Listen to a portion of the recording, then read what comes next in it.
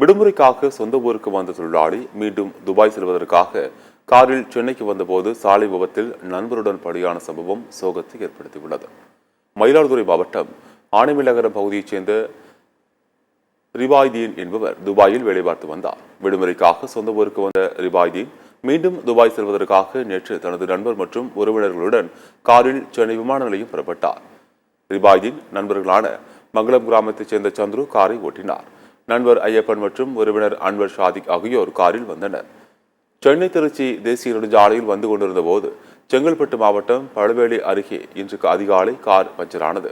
இதனால் சாலை ஓரம் காரை நிறுத்திவிட்டு காரை ஓட்டி வந்த சந்துருவும் ரிபாயினும் டயரை மாற்றியுள்ளனர். அப்போது அதே திசையில் அதிவேகமாக வந்த கார் இருவர் மீது மோதிவிட்டு நிற்காமல் சென்றது. இந்த விபத்தில் ரிபாயிதீன் சந்துரு இருவரும் சம்பவ இடத்திலேயே உயிரிழந்தனர். மற்ற இருவரும் சற்று தள்ளி நின்றதால் நல்வாய்ப்பாக உயிர் தப்பினர்.